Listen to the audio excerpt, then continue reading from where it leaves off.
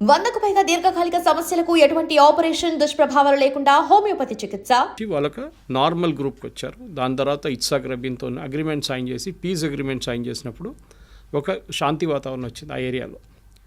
కానీ దాని Israel versus ఆ మిగిలిన 6 నేషన్స్కి శాంతి వాతావరణం వచ్చిందని చెప్తున్నారు. అంటే వాళ్ళందరూ వెనకకి వెళ్ళిపోయారు. పిఎల్ఓ మెయిన్గా పాలస్టైన్ లిబరేషన్ ఆర్గనైజేషన్ ఇజ్రాయెల్ని అంగీకరించారు. Israel has a right to exist అని. ఎందుకంటే అరబ్స్కి ఒక ప్రాబ్లం ఏంటంటే ఇజ్రాయెల్ అని రాష్ట్రం ఉండకూడదు. ఈ బేసిక్ ఇప్పుడున్న కూడా అదే ప్రాబ్లం. మీరు చూడండి, ఇరాన్ ఏమంటున్నారు, Israel has no right to exist. అంటే ఇజ్రాయెల్ ఒక దేశంగా ఉండకూడదు, వాళ్ళని మొత్తం వైపౌట్ చేయాలి, జ్యూస్ అనే కమ్యూనిటీ ఉండకూడదు. ఇది వాళ్ళు ఇప్పుడు కాదు, ఇది మన కింగ్ సోలమన్ టైం నుంచి వస్తున్నాం మనం. ఇన్ఫ్యాక్ట్ లోకంలో ఒకటే దేశం ఉంది, ఎప్పుడైనా జ్యూస్కి పారిపోయి వచ్చినప్పుడు వాళ్ళని రండి మా దగ్గర ఉండండి అని చెప్పడానికి లోకంలో ఒకటే దేశం ఉండే ఆ టైంలో. You talking of from the king Solomon time నుంచి, అది భారతదేశం. నాకు ఇప్పుడు కూడా గుర్తుంది, మా ఇంటి నుంచి కేరళలో ఉన్న మా విలేజ్ నుంచి 16 కిలోమీటర్ దూరం క్రాంగనూర్ అని చెప్పి పెద్ద ఒక పోర్ట్ ఉండే ఒక టైంలో. దాని తర్వాత ఒక సునామీ వచ్చినప్పుడు మొత్తం కొట్టుకుపోయింది. అది 17th century 16th centuryలో. అప్పుడు దాన్ని కొడుంగలూరు అంటారు ఆ ప్లేస్ని. వెరీ సీకోస్ట్ దగ్గర ఉంటుంది. జ్యూస్ వచ్చి ఫస్ట్ ల్యాండ్ చేసిన ప్లేస్ అది ఇండియాలో. ఇంకోటి ముంబై వైపు కూడా ల్యాండ్ అయ్యారు, అప్పుడు బాంబే. అక్కడ కూడా అక్కడున్న రాజు రండి మాతో ఉండండి అని చెప్పి వాళ్ళకి స్థలం ఇచ్చారు. ఇక్కడ కూడా వాళ్ళకి పెద్ద ఒక స్థలం ఇచ్చారు. వాళ్ళు ఫస్ట్ సినగాగ్ అక్కడ కట్టుకున్నారు, అంటే వాడు గుడి అనుకోండి. అక్కడ నెక్స్ట్ వాళ్ళు కొచ్చిన్కి వెళ్ళారు. మీరు ఇప్పుడు కూడా కొచ్చిన్కి వెళ్తే జ్యూ టౌన్ అని పెద్ద టౌన్ ఉంది అక్కడ ఓల్డ్ కొచ్చిలో, ఫోర్ట్ కొచ్చిలో. కంప్లీట్ జ్యూస్ ఉండేటోళ్ళు అక్కడ, కానీ ఇప్పుడు అందరు వెళ్ళిపోయారు. ఇప్పుడు ఒక 20 మంది ఉన్నారు అక్కడ అంతే. సో చాలా తక్కువ, కానీ అక్కడ పెద్ద ఒక సినగాగ్ ఉంది, చాలా బ్యూటిఫుల్ సినగాగ్ అది. సో జ్యూస్ అనే ఒక కమ్యూనిటీని మనం ఎట్లా అంటే వాళ్ళని ఉండనీయట్లేదు. ఈ అరబ్ నేషన్స్కి జ్యూస్ అంటే అస్సలు పడదు. అది ఇప్పుడు కూడా చూడండి, ఎవరైనా కానివ్వండి. ఇప్పుడు వీళ్ళ కాన్సెప్ట్ ఏంటంటే from the river to the sea is Palestine అని. రివర్ అంటే జార్డన్ రివర్ ఒకవైపు, సీ ఒకవైపు. ఇక్కడ ఇజ్రాయెల్ ఉన్నారు, ఇటువైపు జార్డన్, ఇటువైపు ఏమో ఇప్పుడున్న గాజా స్ట్రిప్. అంటే ఇజ్రాయెల్ ఉండకూడదు నడిమిట్లా, జార్డన్ నుంచి గాజా దాకా, అక్కడి నుంచి సీ దాకా మొత్తం వాళ్ళ దేశమే ఉండాలని చెప్తున్నారు. ఎవరు? పాలస్టీనియన్స్ వాళ్ళు. ఇది అంగీకరిస్తున్నారు అరబ్ నేషన్స్ అందరూ. ఇన్ఫ్యాక్ట్ ఈ పీస్ డీల్ సైన్ చేసిన తర్వాత కూడా మనకు అందరు తెలుసు, దానికన్నా ముందు మ్యూనిక్ ఒలింపిక్స్లో 11 మంది ఇజ్రాయేలీ అథ్లీట్స్ చంపారు పిఎల్లో. దాని తర్వాత పెద్ద గొడవ జరిగింది. వీళ్ళందరినీ ఎవరో చంపారో వాళ్ళందరినీ పట్టుకొని పిఎల్లో వాళ్ళని ఒక్కరి తర్వాత ఒకరు చంపారు సార్ ఇజ్రాయెల్. అప్పుడు ఇజ్రాయెల్ తెలిసింది ఏంటంటే మాకు సర్వైవ్ చేయాలంటే మాకు ఛాన్స్ లేదు, మాకు ఆప్షన్ లేదు, we have to fight to survive. ఎవరు వారిని సింపథైజ్ చేయరు. సింపథైజ్ చేసే చాలా తక్కువ నేషన్స్ ఉన్నారు. ఇన్ఫ్యాక్ట్ ఇందిరాగాంధీ టైంలో పిఎల్ఓకి సపోర్ట్ చేశారు, మన ఇజ్రాయెల్ సపోర్ట్ చేయలేదు. ఒక టెర్రరిస్ట్ ఆర్గనైజేషన్ సపోర్ట్ చేశాం. ఇప్పుడు కూడా మన హమాస్ని ఒక టెర్రరిస్ట్ ఆర్గనైజేషన్గా డిక్లేర్ చేయలేదు, ఈవెన్ మోదీ గవర్నమెంట్ వచ్చిన తర్వాత కూడా. కానీ దానికన్నా ముందు ఇంకా దారుణ పరిస్థితి ఉండే. పిఎల్ఓ లాంటి టెర్రరిస్ట్ ఆర్గనైజేషన్ని భారతదేశం సపోర్ట్ చేస్తుండే. ఓకే, సరే ఆ హిస్టరీ అయిపోయింది. యాసిర్ అరాఫాత్ని ఇజ్రాయెల్ వాళ్ళు చంపేశారు, అది అందరికి తెలుసు. ఫుడ్ పాయిజనింగ్ చేసి ఆయన అవుట్ చేసేసారు కంప్లీట్గా. దాని తర్వాత వాళ్ళు next in command take over చేసుకున్నారు, కానీ వాళ్ళని అందరినీ హమాస్ తెరిమి కొట్టి బయటకు చేసేసారు. Hamas is a terrorist organisation. Hamas main sponsor Iran. ఇప్పుడు మనం హిస్టరీకి వస్తున్నాం, ప్రజెంట్ డే హిస్టరీ, పాత హిస్టరీ నుంచి ప్రజెంట్ డే హిస్టరీకి వస్తున్నాం. అటువైపు లెబనన్ కంట్రీలో క్రిస్టియన్ కంట్రీ ఉండేది. ఒక 10-20 సంవత్సరాల ముందు క్రిస్టియన్ కంట్రీ, అది ఇప్పుడు టోటల్ ఇస్లామిక్ అయిపోయింది. అక్కడ ఉన్న క్రిస్టియన్స్ 16% ఎంత ఉన్నారు, వాళ్ళు కూడా అక్కడి నుంచి పారిపోతున్నారు. ఎవరు లేరు ఇప్పుడు అక్కడ, ఎక్కువ ఉన్నారు 6-10% ఉన్నారు అంతే.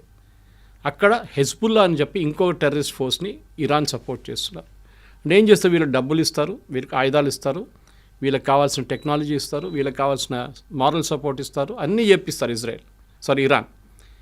సో మనకి హమాస్ అయిపోయింది, ఇటువైపు హెజ్బుల్లా అయిపోయింది. హమాస్ అని టెర్రరిస్ట్ ఆర్గనైజేషన్ అక్కడ పాలస్టీన్ అథారిటీ అని ఉండే, అంటే నడిపించడానికి, అంటే మన వెస్ట్ బ్యాంక్ కానివ్వండి గాజాని అడ్మినిస్టర్ చేయాల్సింది. అక్కడున్న గవర్నమెంట్ పేరు పాలస్టీనియన్ అథారిటీ, అది పిఎల్ఓ నుంచి వచ్చింది, యాసిర్ అరాఫాత్ టైం నుంచి వచ్చింది అనమాట. కానీ హమాస్ వాళ్ళని ఉండనియట్లేదు అక్కడ అసలు. మీరు అసలు మీరేం చేయకూడదు ఇక్కడ, మీరు పక్కన జరిగిపోండి అని చెప్పి గాజా నుంచి తరిమి కొట్టేశారు బయటికి. వాళ్ళు ఉన్నది ఇప్పుడు వెస్ట్ బ్యాంక్లో ఉన్నారంతే ఇటువైపు. సో గాజాలో ఉన్న టెర్రరిస్ట్ గ్రూప్. మూడోది హూతీస్. యమన్లో మీకు తెలుసు, యమన్లో పెద్ద ఒక సివిల్ వార్ జరిగిన తర్వాత హాఫ్ యమన్ టెర్రరిస్ట్ గ్రూప్ దగ్గర ఉంది, ఇంకొక హాఫ్ గవర్నమెంట్ దగ్గర ఉంది, వాళ్ళ గవర్నమెంట్. ఈ terrorist group financed again Iran మొత్తం డబ్బులు ఇచ్చి ఆయుధాలు ఇచ్చి. హూతీస్ అంటారు వాళ్ళు. సో 3 Hలు, హూతీ, హెజ్బుల్లా, హమాస్.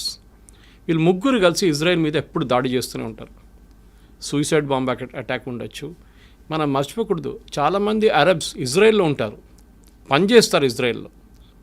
కానీ అప్పుడు కూడా ఇజ్రాయెల్ వాళ్ళని ఉండనిస్తున్నారు, ప్రాబ్లం లేదు. కానీ అప్పుడప్పుడు ఏం చేస్తారంటే ఈ గాజా వైపు నుంచి వచ్చిన వాళ్ళు ఎవరైనా, లేకుంటే ఈ గ్రూప్ నుంచి ఎవరైనా సూసైడ్ బాంబ్ చేస్తారు.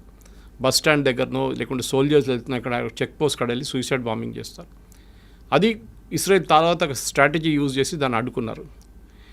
ఇదంతా మొదలైంది ఎక్కడంటే October 7th మనకు అందరికీ తెలుసు, 2 సంవత్సరాల ముందు October 7th ఇజ్రాయెల్ మీద గాజా నుంచి పెద్ద ఒక దాడి జరిగింది. మేజర్ ఇంటెలిజెన్స్ ఫెయిలియర్ అది, దాంట్లో డౌట్ లేదు. 1000 మంది కనుక చనిపోయారు, 1200 మందిని కిడ్నాప్ చేసి తీసుకెళ్లారు, మన అందరికీ తెలుసు అది. దాంట్లో ఇప్పుడు కూడా 48 మంది వాళ్ళ దగ్గర ఉన్నారు, పాలస్టీనియన్ టెర్రరిస్ట్ దగ్గర ఉన్నారు, హమాస్ దగ్గర. హమాస్ ఏం చేశారంటే అక్కడున్న హెల్త్ మినిస్ట్రీ వాళ్ళ దగ్గర ఉంది, అక్కడున్న హాస్పిటల్ కానివ్వండి, స్కూల్ కానివ్వండి, దాని కింద ఇరాన్ నుంచి వచ్చిన డబ్బులు పెట్టి ఒక 10 సంవత్సరాల నుంచి టనల్స్ కట్టుకున్నారు, అండర్గ్రౌండ్ టనల్స్. ఈ అండర్గ్రౌండ్ టనల్స్లో దాచుకుంటారు, ఎందుకంటే వీళ్ళు పైన ఎక్కడ ఉంటే ఇజ్రాయెల్ వచ్చి బాంబు చేసేస్తారు. సో టనల్స్లో ఉంటారని వాళ్ళ స్ట్రాటజీ అది. కానీ ఇజ్రాయెల్ ఇంటెలిజెన్స్ నేను చెప్పినట్లు మొస్సాడ్ వాళ్ళ చాలా ఎఫెక్టివ్, వాళ్ళకి పిన్ పాయింట్ అక్యురసీతో చెప్తారు ఈ బిల్డింగ్లో ఉన్నారు అని క్లియర్గా చెప్పినప్పుడు కొడతారు. అది ఇస్మాయిల్ హనియా ఇరాన్లో కొట్టినట్లు కానివ్వండి, నస్రుల్లాని మన లెబనాన్లో కొట్టినా కానీ, వీళ్ళందరినీ ఎక్కడున్నా కానీ ఇక్కడున్న హమాస్ వాళ్ళ టెర్రరిస్ట్ గ్రూప్ లీడర్స్ కూడా టార్గెట్ స్పెసిఫిక్ కొడతారన్నమాట. సో ఏం చేస్తారంటే ఇప్పుడు హమాస్ని కంప్లీట్గా ఫినిష్ చేసేసారు. కానీ ఇప్పుడు కూడా గాజాలో నడుస్తుంది, డైలీ 2-3 ఇజ్రాయలీ సోల్జర్స్ చనిపోతున్నారు. కానీ ఆల్మోస్ట్ వైప్అవుట్ చేసేసారు గాజా నుంచి. అటువైపు వైప్అవుట్ ఉంది, కానీ ఇంకా ఉన్నారు వాళ్ళు హైలీ ట్రైన్డ్ వాళ్ళు. అంటే హైలీ ట్రైన్డ్ అంటే మోటివేటెడ్. అదే టైంలో లెబనాన్ వైపు మొత్తం ఫినిష్ చేసేసారు అక్కడ కూడా. నస్రుల్లాని చంపిన తర్వాత నెక్స్ట్ లెవెల్ లీడర్షిప్ వచ్చిన తర్వాత వాళ్ళని కూడా చంపేశారు. సో నెక్స్ట్ వచ్చి హూతీస్ని US చూసుకుంటున్నారు.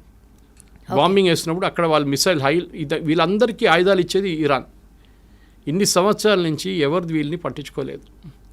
US కానివ్వండి, UK కానివ్వండి, ఇరాన్ కానివ్వండి, ఇరాన్ మిసైల్స్ ఇస్తున్నా కానీ ఏం చెప్పకుండా వీళ్ళందరూ హెల్ప్ చేసుకున్నారు. కానీ ఒక స్టేట్కి ఇప్పుడు వచ్చేట్లు వచ్చిందంటే October 7 జరిగిన దాడి తర్వాత ఇజ్రాయెల్కి తెలిసిపోయింది ఈ గేమ్ ఇంకా మనం ఇట్లా ఆడుకుంటూ పోతే కాదు, కంప్లీట్గా వైప్అవుట్ చేయాలని చెప్పి టైం తీసుకొని వాళ్ళ లీడర్షిప్ని కంప్లీట్ వైప్అవుట్ చేసేసారు. హమాస్ ఫినిష్ చేసేసారు, మనందరూ సిన్వార్ బ్రదర్స్ని ఇద్దరిని చంపేశారు.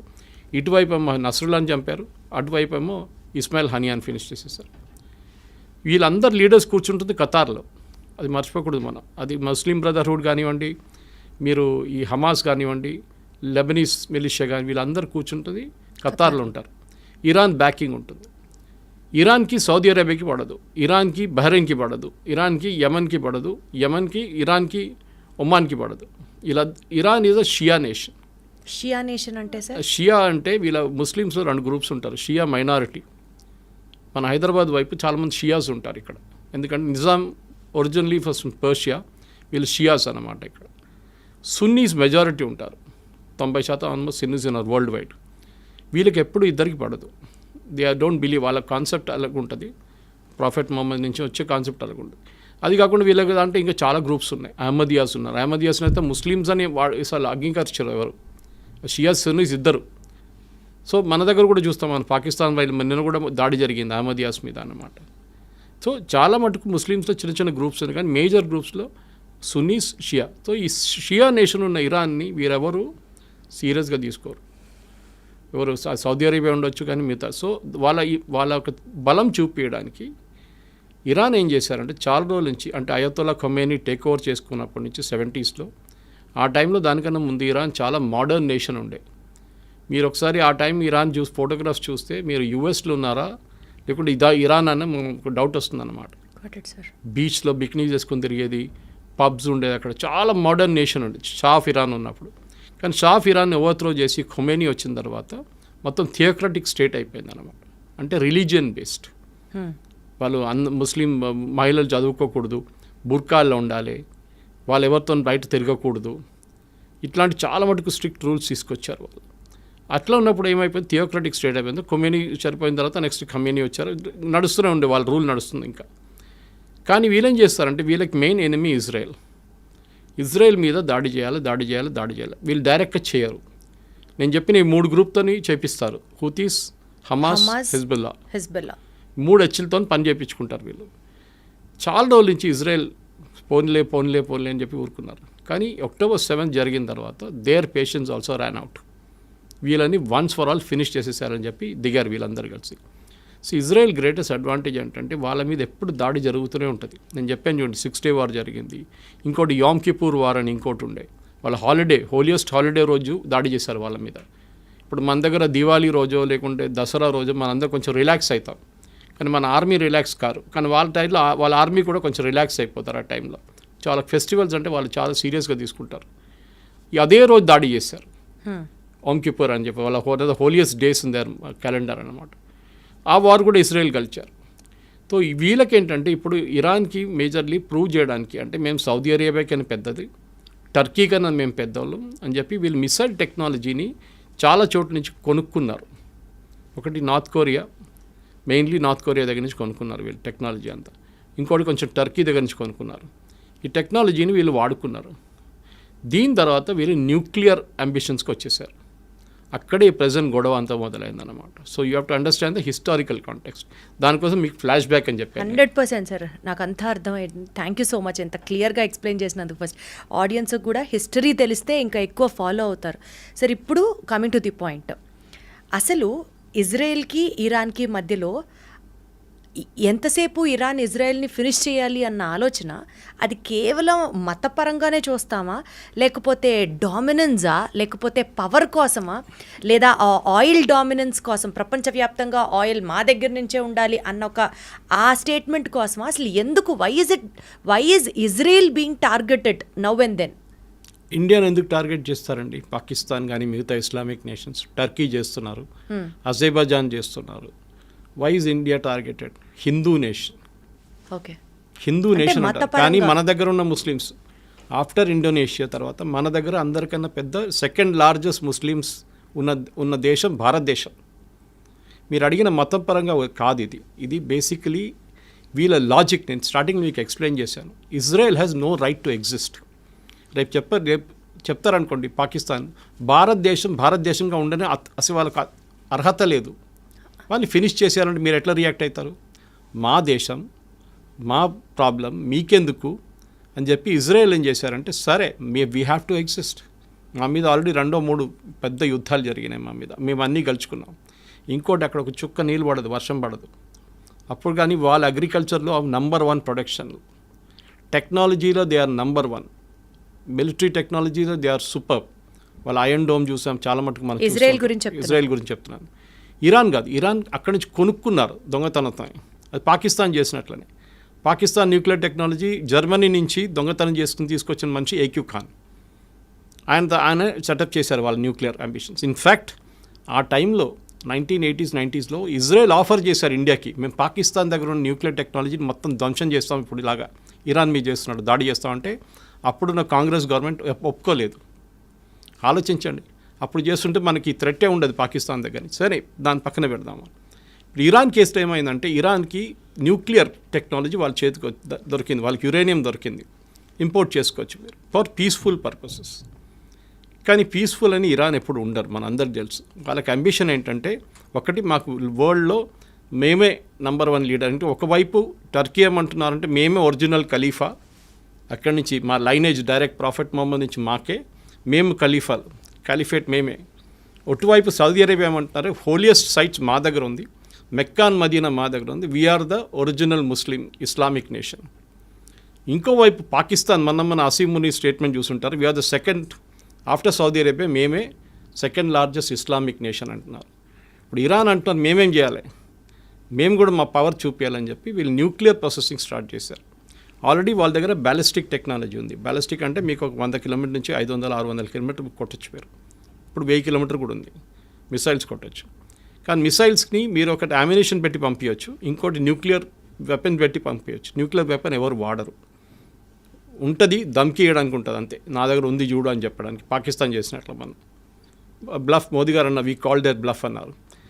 ఇరాన్ ఏం చేశారంటే న్యూక్లియర్ ప్రాసెసింగ్ మొదలుపెట్టి వాళ్ళ పవర్ ప్లాంట్ ఉంది, వాళ్ళకి ఒక న్యూక్లియర్ పవర్ ప్లాంట్ అక్కడ వాడుకుంటారు. ఇప్పుడు మన హైదరాబాద్లో చర్లపల్లిలో న్యూక్లియర్ ఫ్యూయల్ కాంప్లెక్స్ ఉంది. మనం బయట నుంచి తెప్పించుకున్న యురేనియం అంతా, అది కాకుండా మన దగ్గర ఉన్న కొంచెం యురేనియం వాడుకొని దాన్ని ప్రాసెస్ చేసి రాడ్స్లో తయారు చేసి మన కల్పాకం కానివ్వండి, మిగతా మన కైగా లాంటి అటామిక్ పవర్ ప్రాజెక్ట్స్కి పంపిస్తాం. ఓకే, అక్కడ వాళ్ళు దాన్ని న్యూక్లియర్ పవర్గా వాడుకుంటారు, న్యూక్లియర్ పవర్ జనరేట్ చేయడానికి వాడుకుంటారు. దానికి ఒక ప్యూరిటీ లెవెల్ ఉంటుంది. ఓకే, అంటే మీరు వెపన్ గ్రేడ్కి వెళ్ళాలంటే న్యూక్లియర్ సివిలియన్ యూస్కి మీకు 20-40% ప్యూరిటీ ఉంటే చాలు. 40 కూడా చాలా ఎక్కువ. కానీ మీరు 60% దాకా ప్యూరిటీ మీరు అంటే సెంట్రిఫ్యూజ్ అంటారు దాన్ని. మీరు కాలేజ్లో మనం ఫిజిక్స్ కెమిస్ట్రీ ఎక్స్పెరిమెంట్ చేస్తున్నప్పుడు ట్యూబ్స్ పెట్టి ట్యూబ్స్లో కొన్ని లిక్విడ్ సెంట్రిఫ్యూజ్ చేస్తారు, దాన్ని ఫాస్ట్గా తిప్పుతాం. దాని నెక్స్ట్ టెక్నాలజీ చాలా advance technology, same centrifuge technology nuclear యురేనియంలో యూజ్ చేస్తారు ప్యూరిటీ తీసుకురావడానికి.